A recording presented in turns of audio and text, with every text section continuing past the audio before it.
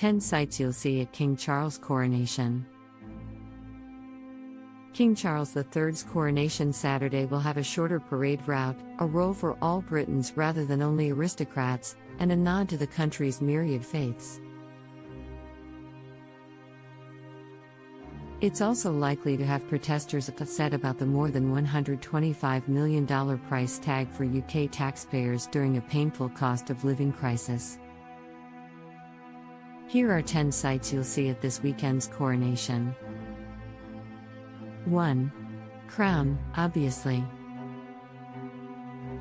King Charles will be crowned with St. Edward's crown, named for the last Anglo-Saxon king of England, Edward the Confessor. He lived in the 11th century, but the crown was made some 600 years later in 1661, for King Charles II. It's solid gold, a foot tall, capped with velvet, lined with ermine and encrusted with rubies, amethysts, sapphires, topazes, tourmalines and a garnet. It's heavy, nearly 5 pounds. It weighs a ton. Recall the late Queen Elizabeth II, who wore the St. Edward's crown for her 1953 coronation. 2.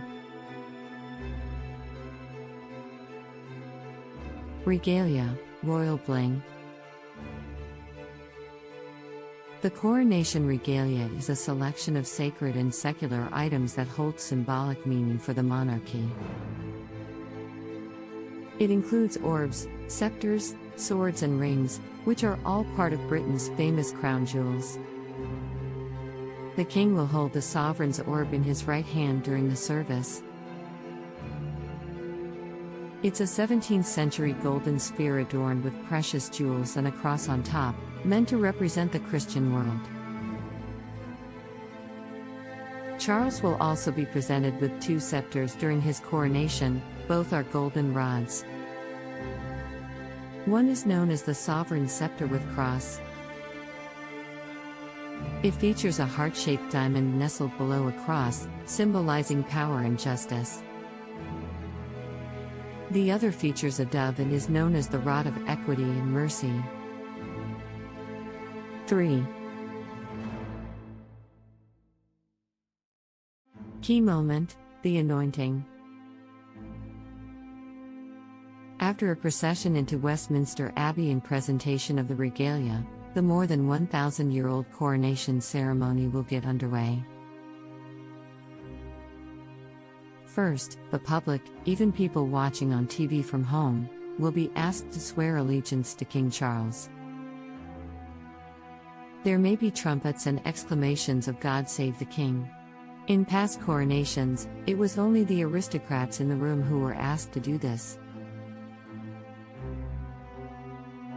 Then the monarch puts his hand on a Bible and takes an oath to uphold the law and be a faithful Protestant. In addition to being Britain's head of state, he's also the head of the Church of England.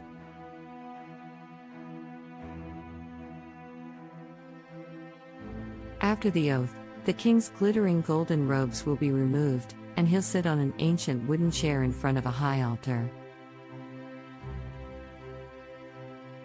Fun facts: the BBC calls the chair the oldest piece of furniture still used for its original purpose in the UK, and even though it has been refurbished over the centuries, the coronation chair still bears graffiti, including this cheeky carving: P. Abbott slept in this chair 5 July 6, 1800.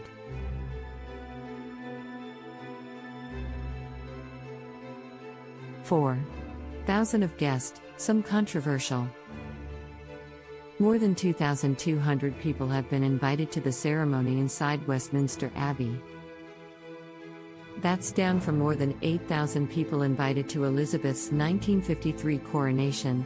The guest list includes representatives from more than 200 countries, including First Lady Jill Biden, but not her husband, and as many as 100 heads of state.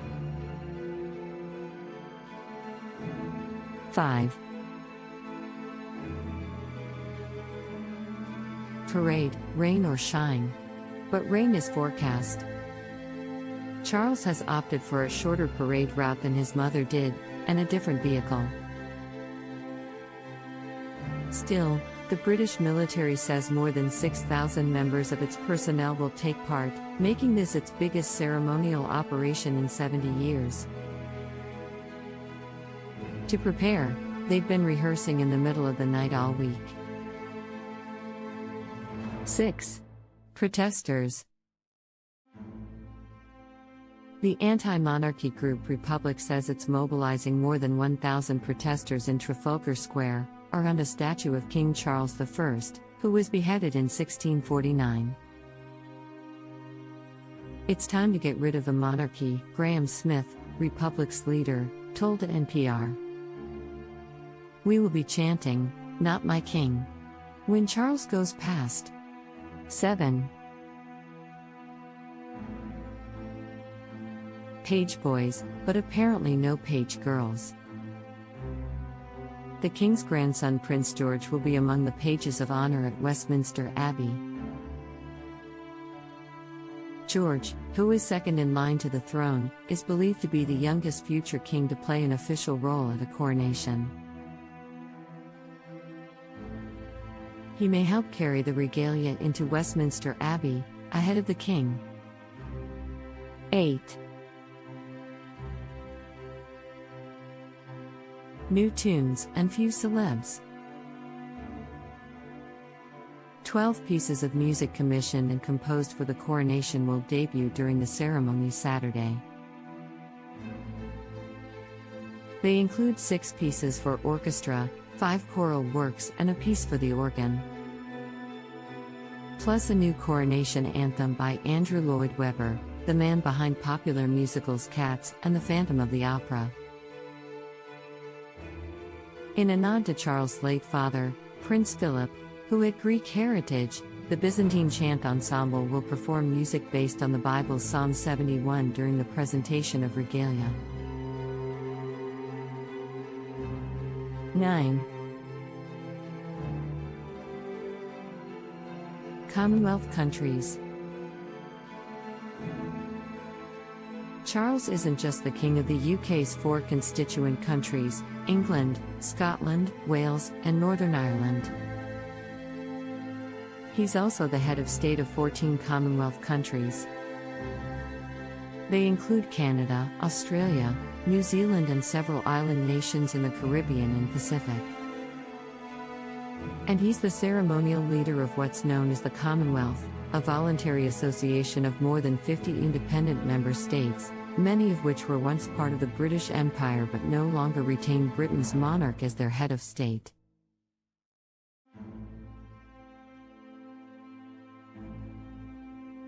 Today the organization holds sporting competitions and is a tool of Britain's soft power to promote peace, development, and democracy. 10. Quirky merch.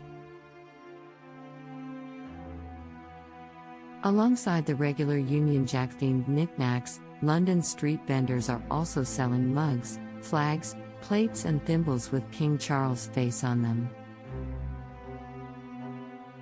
Royal superfans are even making their own merchandise, from Coronation Flakes cereal to King Charles-themed tea cozies.